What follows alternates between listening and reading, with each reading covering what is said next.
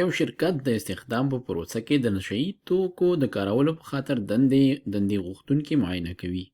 هغه ځانګړې معاینه چې شرکت یې کاروي 2% مثبتې پایلې غلطي ښیي او 1% منفي پایلې غلطي ښیي. فرض کړئ چې د دندې غوښتونکو څخه 15% یې نشهیي توکي کاروي او موږ په تصادفي ډول یو کس له دوی څخه ټاکو. په دې شرط چې د ټاکل شوي کس معاینې پایله مثبته وي، د دې احتمال څومره دی چې دا کس به په رښتیا هم نشهیي توکي کاروي. راځو په دې باندې په ګډه کار کوو. لومړی خو راځو په دې ځان پوهیو چې دلته څه ویل کېږي. دلته وایي چې هغه معاینه چې شرکت یې ترسره کوي تر څو معلوم کړي چې څومره غوښتونکي د دندې چې دی هغه نشهیي توکي کاروي، هغه 2% پایلې غلطي ښیي، مثبتې پایلې 2% مثبتې پایلې غلطي ښیي. د دې خبرې څه معنا ده؟ د دې معنا دا ده چې 2% هغه پایلې چې دغه معاینې په نتیجه کې مثبته پایله ښودل کېږي، دا باید د څه شی ویلي وي؟ دې ویلي چې دا منفي پایله ده. یعنې مثبتې پایلې چې کله دی راخلي هغې کې 2% ترېنه غلطېږي، د منفي په ځای مثبت وایي. یا په بل عبارت که چیرې یو څوک دغه معاینه وخت وکړي نو 2% د دې امکان شته چې هغه کس رښتیا هم نشهیي توکي نه کاروي، خو د معاینې په نتیجه کې هغه وښیي چې دا نشهیي توکي کاروي. 2% د دې امکان شته دی. همدارنګه بیا وایي چې 1% پایلې منفي پایلې غلطي ښیي. د دې معنا ده چې که چیرې یو کس په رښتیا هم نشهیي توکي اخلي، کاروي او هغه دا معاینه وکړي نو 1% د دې احتمال شته چې د هغه پایله منفي راوځي. په داسې حالت کې چې په کار و چې مثبته پایله راغلې وي، یعنې ویلې وي چې هو دا نشهیي توکي کاروي، دی پکې منفي پایله ښیي، یعنې ښیي چې دا نه کاروي. نو د دې په اړه فکر کولو څو طریقې دي. تر ټولو اسانه طریقې دا ده چې موږ راشو او یو لوی عدد د دندې غوښتونکو کارکوونکو دې لپاره وټاکو، د هغې شمېره لږه غټه وټاکو. راځئ داسې فرضوو چې موږ سره 10,000 د دندې غوښتونکي یا درخواستیانې راغلي دي. دا چې دي دندې غوښتونکي، او دا 10,000 چې دي دا 100% د دندې غوښتونکي دي. ټول شمېر چې دی 10,000 دی. کېدای شي دا بل عدد موږ ټاکلی خو دې لپاره چې 10,000 کې بیا حساب دغه فیصدي باندې اسانه راځي، نو ځکه دا موږ وټاکل 10,000. ښه، دلته اوس موږ ته ډېر اړین معلومات راکوي. دلته موږ ته وایي چې 15% د دې دندې غوښتونکو چې دا په اصل کې نشهیي توکي کاروي. نو موږ کولی شو چې دا اوس په دوو ګروپونو باندې وویشو. یو ګروپ هغه چې نشهیي توکي کاروي او یو هغه چې نشهیي توکي نه کاروي. یعنې 15% چې دي دا یې نشهیي توکي کاروي او 95% یې نشهیي توکي نه کاروي. نو را به شو 15% د 10,000 څو کېږي؟ دا کېږي 1500 چې دي دا نشهیان دي، او دا د 10,000 څومره دي؟ 15% دي. همدارنګه راځو دلته 95% د 10,000 دا کېږي 9,500، دا چې دي نشهیان نه دي، او دا کېږي 95%. اوس راځو په دې باندې معاینه ترسره کوو. نو دغه 500 کسان چې نشهیان دي، په دې چې موږ معاینه کله ترسره کوو نو څه چل به پېښ شي؟ نو په کار خو دا چې کله موږ معاینه وکړو دا 500 واړه ټول موږ ته وښیي چې دا نشهیان دي، خو دا چې زموږ معاینه سمه نه ده، لږ څه غلطي لري، نو په غلطۍ سره یو څه فیصدي موږ ته ښیي چې دا نشهیان نه دي. او موږ دلته معلومات شته چې 1% دا منفي پایلې غلطي ښیي. نو معنا دا چې له دغه 500 څخه به 99% چې دی دا به موږ ته ښیي چې دا څه شی دي؟ دا نشهیان دي. دوی پایله به څه رقم راوځي؟ مثبته به راوځي. نو د 599% څو کېږي؟ دا کېږي 495. د دې به پایله څه رقم راوځي؟ مثبت راوځي، کومه چې سمه پایله ده. او 1% کوم چې معاینه کېږي د هغوی پایله به منفي راوځي په غلطۍ سره، او د 500 1% کېږي 5. نو د 5 کسانو پایله به منفي راوځي په غلطۍ سره، په کار و چې دا هم مثبت راغلی وي. ښه، که اوس موږ ووایو چې د دغه ټولو دندې غوښتونکو څخه څو فیصده یې په رښتیا نشهیان دي او د هغوی معاینه هم څنګه راوځي؟ مثبت راوځي. نو دا موږ ته معلومیږي له څه څخه؟ 495 پر 10,000 دې نه جوړیږي 4.95%. او څو فیصده د دې دندې غوښتونکو هغه نشهیان دي، خو پایله یې څه شی راځي؟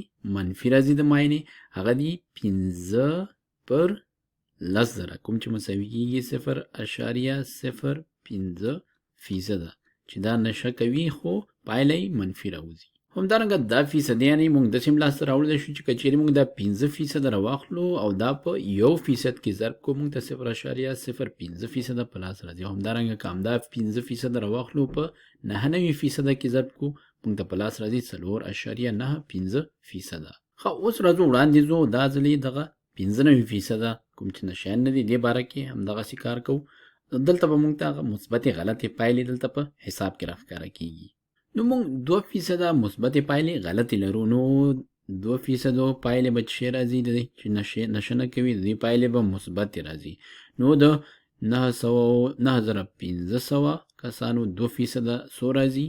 دا کیږي 190. نو د 190 کسانو د معاینې پایله به مثبت راځي سره د دې چې دوی نشه نه کوي. نو د دې پایله مثبته ده. نو په دومره کسانو کې 190 کسان. همدارنګه دلته راځو نو دلته به هغه پاتې 98% کسان چې وي دا به د دې پایله به منفي راوځي کومه چې صحیح پایله ده. نو د 9598% د دې نه جوړیږي 9310 کسانو پایله به منفي راوځي کومه چې صحیح پایله ده. خو اوس دا څو فیصدیانې کیږي؟ نو راځو موږ کولی شو چې 190 پر 10,000 باندې وشو دې نه جوړیږي 1.9% سره. او یا داسې ویلی شو چې موږ دغه 95% راخلو په 2% کې ضربو موږ ته همدا فیصدي په لاس راکوي. همدارنګه 9310 دا چې په دې وشو دې نه جوړیږي 93.10%. او یا داسې ویلی شو چې دا 95% راخلو په دې 98% کې ضربو موږ ته دا فیصدي په لاس راکوي. خو اوس زما په نظر موږ دې پوښتنې ځوابولو ته آماده شوي یو په دې شرط چې د ټاکل شوي کس معاینې پایله مثبته وي. د دې احتمال څومره دی چې دا کس به په رښتیا هم نشه یي توکي کاروي. راځو په دې لومړۍ برخه خبره کوو. دلته وایي په دې شرط چې د ټاکل شوي کس معاینې پایله مثبته وي. نو دلته ګورو چې د 100 کسانو پایلې مثبتې راغلي دي. دلته 495 کسانو پایلې مثبتې راغلي ځکه دا رښتیا هم په نشیان و. او دلته 190 کسانو پایلې دلته مثبتې راغلي خو دا پایلې غلطې دي. خو البته مثبتې راغلي دا نشیان نه دي خو پایلې مثبتې راغلي. نو لیکو چې دا شو 495 جمع 190 کسانو پایلې دا راغلي دي مثبتې. نو په دې کې څومره چې دی هغه په رښتیا هم نشه یي توکي کاروي دا دي 495 ځکه همدا نشیان دي او دا چې دا نشیان نه وو بلکې پایله یې غلطه راوتې وه. نو دې لپاره حساب ماشین راخلو. دلته ګورو چې لیکو 495 تقسیم پر قوس به شروع شي مخرج کې دی 495 جمع 190 قوس به بند کو دا مساوي کیږي 0.222 همداسې پسې وړاندې ځي. نو موږ به تقریبا 2% راواخلو. نو لیکو چې دا تقریبا مساوي کیږي 2%. دا اوس ډېره په زړه پورې ده. دلته موږ ویل چې په دې شرط چې د ټاکل شوي کس معاینې پایله مثبته وي د دې احتمال څومره دی چې دا کس به په رښتیا هم نشه یي توکي کاروي. کله چې موږ دغه مثبتې غلطې پایلې وګورو منفي غلطې پایلې وګورو دلته دا فیصدیانې ډېره ښکته دي. خو کله چې موږ دا محاسبه کړې نو دلته موږ ولیدل چې د دې پایله جګه ده. دا فیصدي ډېره جګه ده خو دومره هم جګه نه ده چې موږ 100% یا یقیني ووایو چې یاره دا کس چې دی رښتیا هم نشه یي توکي کاروي. او موږ کولی شو چې همدا پایله دغه فیصدیانو څخه هم لاس راوړو. یعنې موږ وایو چې د دغه دندې غوښتونکو څخه څو فیصده خلک چې وو هغوی پایلې مثبت راتلې. نو دا راځو دلته لیکو چې څو فیصده پایلې مثبت دي 4.95% دلته دي او جمع 1.9% دلته دي. نو او په دې کې څو فیصده د رښتیاو نشیان دي چې نشه یي توکي کاروي هغه دي 4.9%. 4.9% دا پکې رښتیاو توکي کاروي. نو کله چې دا موږ سره محاسبه کو بیرته همدغه ځواب په لاس راکوي. دلته اوس یو په زړه پورې پایله دی نه موږ اخیستی شو. دا موږ ته وایي چې د هغه کسانو چې پایلې یا د معاینې پایلې مثبت راوځي 2% چې دی هغه په رښتیا هم نشه یي توکي کاروي. او دا موږ داسې هم ویلی شو چې په بل طرف یې ووایو یعنې د هغه کسانو څخه چې پایلې مثبت راوځي 100 کسان یې نشهیي توکي نه کاروي، نو هغه څه شی دی؟ هغه دی 495 جمع 190. څو کسان چې دی هغه نشهیي توکي نه کاروي هغه دی 190. د کومو پایله چې په غلطۍ سره راوتې ده، کوم چې تقریبا مساوي کېږي له څه سره؟ تقریبا مساوي کېږي له 28 سلنه یا 28% سره، یعنی سلو نه چې 2% منفي کو دې نه جوړېږي 28%. نو اوس که چیرې محکمې ته لاړ شو او داسې فرض کړو چې زما پایله مثبته راختلې ده، نو څارنوال وایي چې د عتیق پایله مثبته ده او دا معاینه چې ده ډېره قوي معاینه ده، ځکه د دې یوازې 2% پایلې ده غلطې راخیږي. نو د دې معنا ده چې ډېر غټ احتمال د دې شته چې زه به په رښتیا هم نشهیي توکي کاروم. نو په دې وخت کې قاضي چې دغه ټول محاسبه یې نه ده لیدلې یا په دې مسایلو باندې خبر نه دی، هغه په دې باندې باور کوي او کیدای شي چې یاره رښتیا هم 2% چې غلطې پایلې راځي، نو 98% د احتمال شته چې دا پایله به صحیح وي. نو هغه کیدای شي په ما باندې پرېکړه وکړي چې بالکل دا په نشهیي توکو اخته کس دی. خو که چیرې موږ دغه دې محاسبې ته وګورو، سلل دی چې زما پایله مثبته راغلې ده، خو بیا هم دلته 28 سلنه د دې امکان یا احتمال شته چې زه نشهیي توکي نه کاروم او زه دغه په غلط مثبتې پایلې چې دی کې په غلطۍ سره راغلی یم.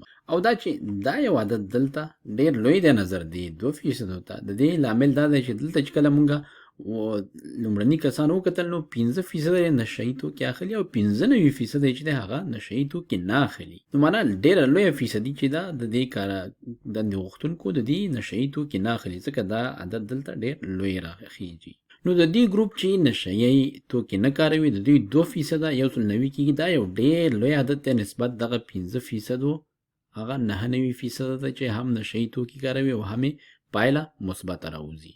نو زه به تاسې اوس دلته پرېږدم او دا درته وایم چې دا ډول تحلیل ډېر ارزښت لري، نه یوازې دلته په دې شکل کې بلکې په دې کې هم ارزښت لري چې یوه درملنه څومره اغېزناکه ده یا یو پروسه څومره سمه ده. نو ښه خبر ده چې په دې ډول تحلیل باندې پوه شو.